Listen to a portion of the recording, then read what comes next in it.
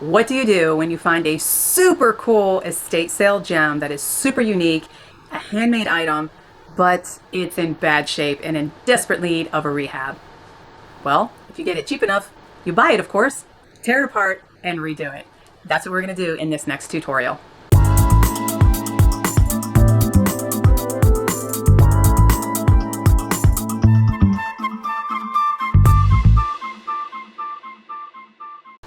Hello and welcome to my channel, Run It Back Rack. I am Katrina, your hostess with the Upcycling Fashion Mostess.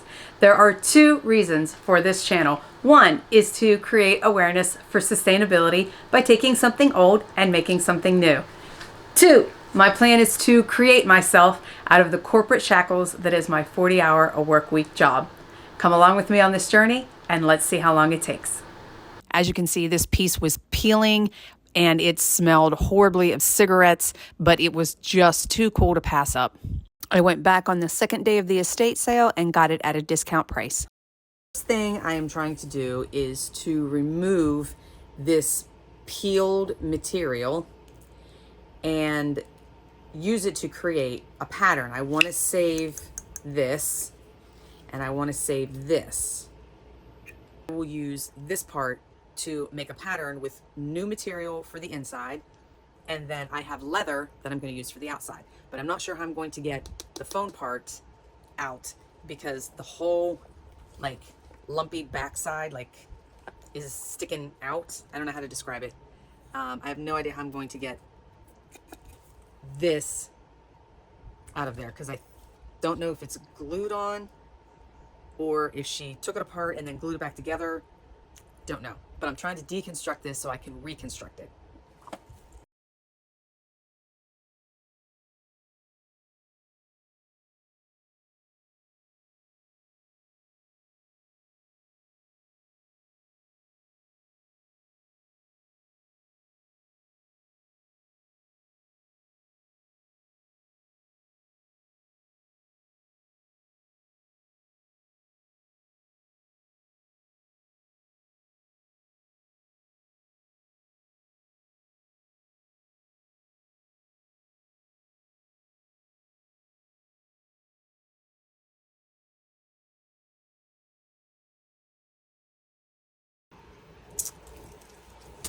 So what I did was I decided to just rip the lining apart so I could see inside and to use all these pieces to make a pattern for new insides and a new outside.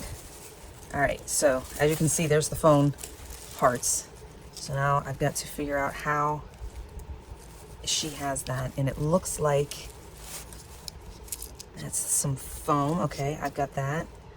Looks like she just cut a circle and then glued it. So I might be able to pull that apart as well. So let me get this inside part out. There's a little piece of wood in the bottom for a base. Okay, I can, aha, there we go. Now the inside is out, and I will save this wood and reuse it. I'll get that glue off later. Aha. Aha, aha. The plan is coming together. I will take this outside tomorrow and shake it. And now I have a pattern to make the inside. Okay, so there's one piece. All right, now to get this off of here.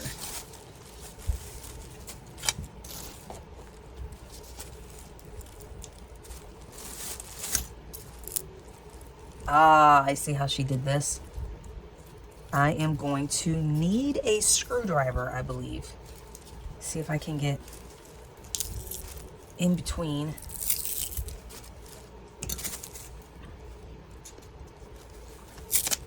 Aha. That's what she did. I see how this was made. All right. Now we're getting somewhere.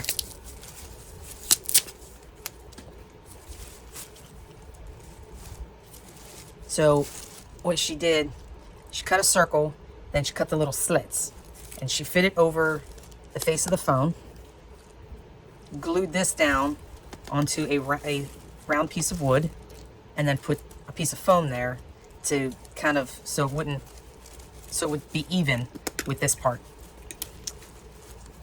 So I'm gonna take this apart. I'm sure you don't wanna watch me do this. So I'm going to take all of this apart and get this phone face and this wood and everything out of here. And I will be back. As you can see, I get it apart. There's the phone portion.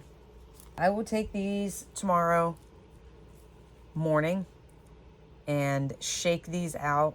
I have my inside, my outside to sew new pieces, and then I will get to work on this tomorrow.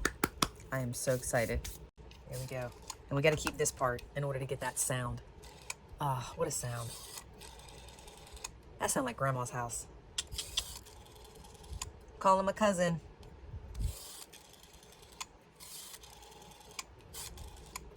And I remember their number.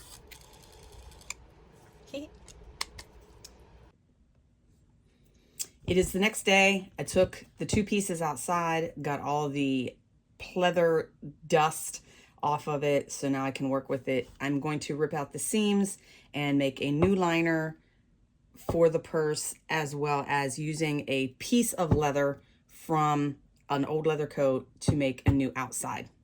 So I'm going to use these to make patterns. Ugh. And if there was smell-o-vision, the cigarette smell is just overpowering, and it's stale cigarette smell. It's really bad. And it's still just, this is why you should use real leather and not fake leather. Fake leather breaks down over time. I have now got the outside lining torn apart. I took it outside, dusted it off, and to prevent any more of this from coming off while working with it, I sprayed it with some clear coat. I'm not going to keep this, but I just sprayed it with some clear coat to keep it from getting dust everywhere. I have now laid out my pattern on my leather that I'm going to use, and one slight problem, this is a fitted leather coat. So I have to use the back panel, and as you can see, it has a fitted, tailored look to it. So I had to flip it over and make sure that all of my leather was nice and flat, because this part's going to be on the bottom. So I don't think this is going to be so much of a problem. I'm not a fan of having the seams, but that's what happens when you recycle and repurpose. Sometimes you're going to run into something that you're not a fan of, but the whole point is sustainability. Okay, all cut out, and I used a pen because I can't find my tailor's chalk to make a circle on the inside so that I can cut this out. And I think I'm going to make another circle mark here just to kind of have a guideline, just in case I need it. Now comes the fun part. I'm going to sew here and here. Now, I am going to point out I have a slight flaw. This is a little too short, because when I fold this in half, the bigger sides are supposed to meet. But I clipped it and flipped it inside out, and it's going to be okay. It's going to be okay, because this is going to sew like this, and then this is going to go up here, and I will just meet with the short edge right there. So I have a little bit of excess right there. So it might be slightly off, but that's okay. We're learning, right? We're learning. Or I thought about cutting this and cutting this to match. I'm not sure how well that's going to work. So I'm not going to cut anything. I'm just going to go with what I have, and we'll see what happens. Now, another thing that I have learned when sewing with leather or suede is the suede wants to stick on the feed dogs. So a little trick is to put a piece of tissue paper with the smooth side out, because then this is going to help slide along your feed dogs. And then your leather or suede won't get stuck. The other tip is, because this has seams, these little pieces, if you're sewing this way, they're going to get caught up in your presser foot. So you want to sew in the opposite direction of those seams, making sure that they're flat. And I have made sure that I have them lined up and specifically clipped down. So I am now going to sew from here to here with my tissue paper on the back, because once you're done sewing, you can rip the tissue paper off and most of it will come off, and what doesn't come off, it doesn't matter because it's going to be on the inside. All right, we have both sides sewn, and I took tweezers and pulled off a majority of the tissue paper. Again, this is going to be on the inside. It's not going to be seen, but trust me, it will save you loads of frustration when sewing with leather and suede. So these are just a few little hacks that I have found that work very, very well. I pinned the corners. I trimmed the one side, and then I turned it inside out, or I'm sorry, right side out, to see how my sides are going to look. And I actually am kind of digging that, even with the seams. And it's going to be slightly off on the one side, but I think it's going to be close enough. Maybe I'll bring this in just a little bit more. Kind of match that up on the sides. So I need to shorten this side. And see, that is why I did not cut before I started sewing, because I wanted to make sure that I would have enough to play with. So this was the side that came up a little short. So I think my material was also a little off center. So I think what I'm going to do, I'm just going to trim this a little bit and stitch it up, and it will be what it will be, because again, it will be literally 1/4 to 1/8 of an inch off. But as I said, I think my material was not completely centered. Again, learning, and it's a handmade item, and we're not perfect. All right, here we are. The bottoms are sewn, tissue paper, most of it removed. Again, this is going to be on the inside. Nobody is going to notice. And now we have, I'm so excited, we have a new outside layer for our phone purse. Now we're going to do the inside. Same method, just with a different material. I now have my inside piece. The very silky part is on the inside. This came from the bottom skirting of an old prom dress that I deconstructed and used the skirting to make a shoulder bow on a denim dress that was in one of my previous videos. So if you want to check that out, here is the link.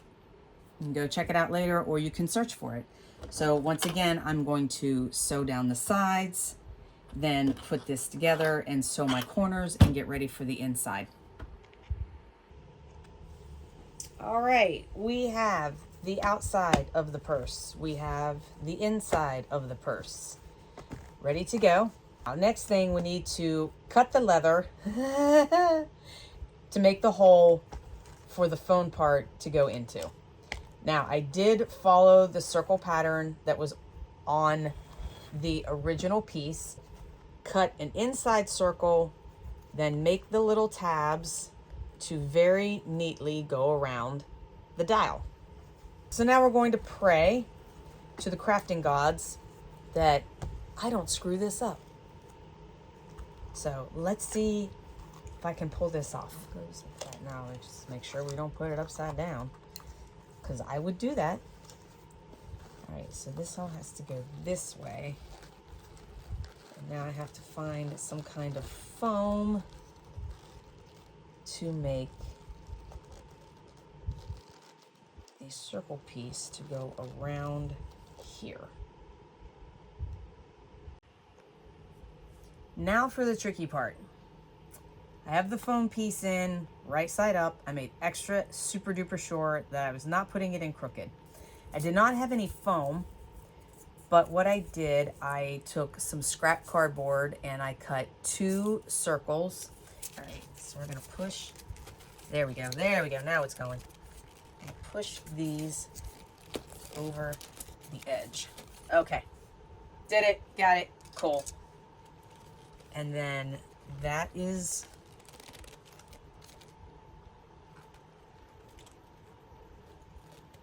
So these will glue to this, and then this goes over there. And I think I need one more piece of cardboard because there's still a gap. Okay, I have my third ring. Here we go again. Now we're gonna try to get this down over the foam part. Go, baby, go. Go, baby, go. Almost. I probably should have glued these together, but we're still just making sure that we've got what we need. Okay. So I painter's taped this down.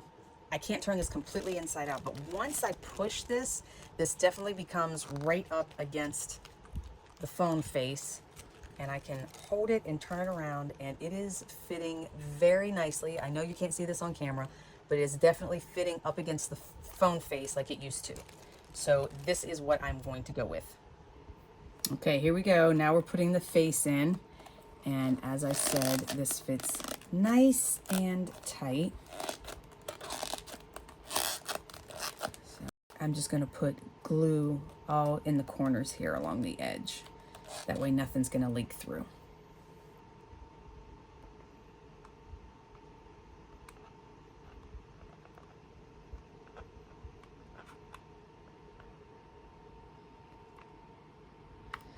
Okay, I'll just let this cool. Okay, all glued on, all stabilized. Now we're gonna turn it right side out and take a final look. Get those corners out, and oh my gosh, that is looking so much better than it did before. No more peeling. Did I just, you gotta be kidding me. Oh my God, I just ripped my leather. How? No.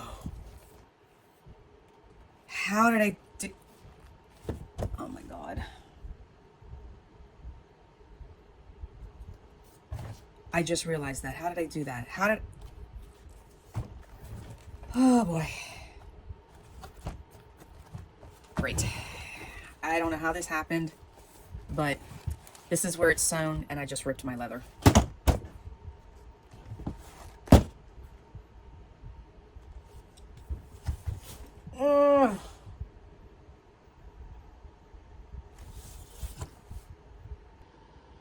So here's a close-up of the patch repair job that I had to make.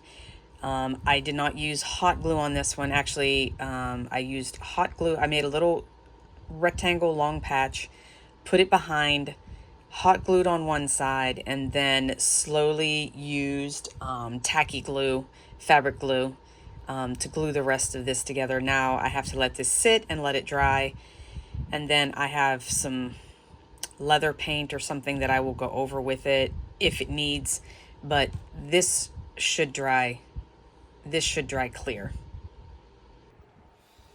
While the leather glue repair patch is drying, God, I'm so devastated. Okay, I'm going to glue the wooden base onto the liner. So you want to put this on the outside, so that way it will be between the leather and the fabric lining, and you'll have the stability, but the wood is not going to be on the inside of the purse, of course. And then I took the handle part and took it downstairs last night, and I soaked it in some nail polish remover. I got all of the pleather, the peeling pleather that was on the inside. I got all of that out. I got most of the glue off of it, but mostly I'm just concerned about the outside. I got all the glue off, got it all cleaned up, so this will be ready to reuse. Okay, we are back. The patch has dried. It just has a little line. The glue dried clear, so that's good. So now we're going to put the base, or the, not the base, but the lining very carefully into the purse without ripping it again.